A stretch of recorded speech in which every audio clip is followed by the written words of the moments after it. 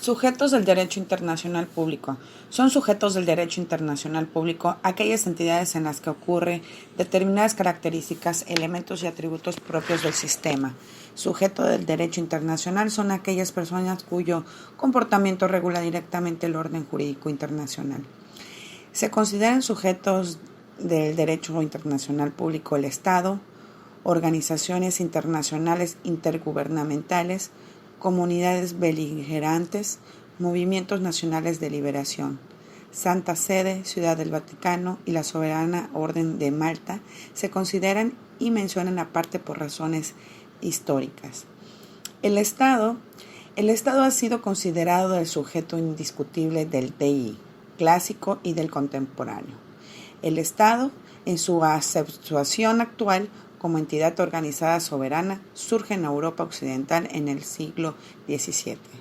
Elementos: territorio, población, poder estático, gobierno, capacidad de entablar relaciones internacionales. Clasificación. A los efectos de analizar la subjetividad internacional del Estado se realiza la siguiente clasificación. Según se organicen los primeros tres elementos, van a determinar qué tipo de organización política adopta ese Estado. En ese sentido amplio encontramos dos modelos. 1. Estado unitario. Es un modelo simple donde los tres elementos se relacionan directamente. 2. Cuando los tres elementos se organizan en forma más compleja. Encontramos estados tipo A, confederación, B, federación. A. Confederación. Distintos estados deciden coordinar su actuación en un área determinada. Ejemplo: defensa. Para ello celebran un tratado internacional estableciendo los objetivos que son de interés para las partes. Este tratado no afecta a la personalidad internacional de cada estado. B. Federación. El Estado federal está compuesto por divisiones territoriales que se autogobiernan.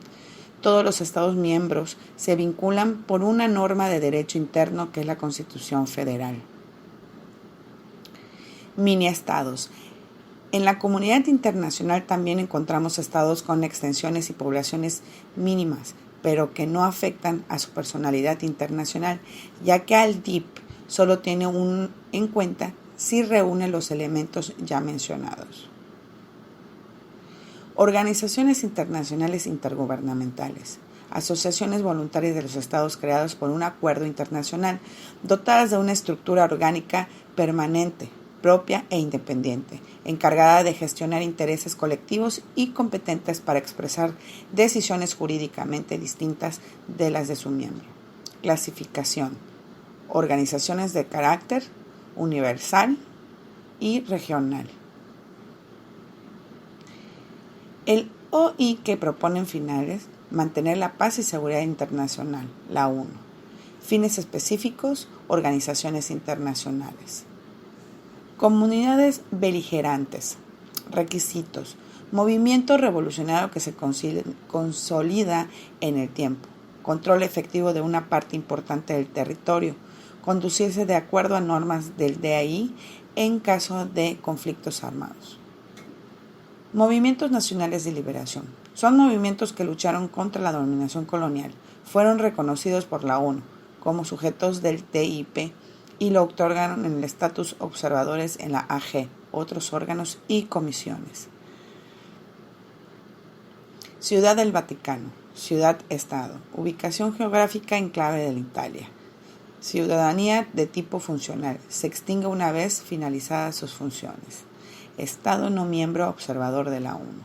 Sujeto pleno con todos los atributos propios de la DIP. Protección diplomática. La protección diplomática consiste en la reclamación del Estado frente a otros estados que ha cometido un hecho ilícito internacional y como consecuencia de cual ha causado daños a la persona.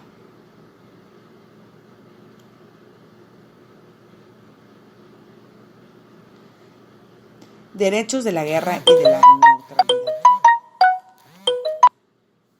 El neutral es un estado que no participa en una guerra dada, Por consiguiente, y a diferencia de lo que ocurre, son los estados neutralizados.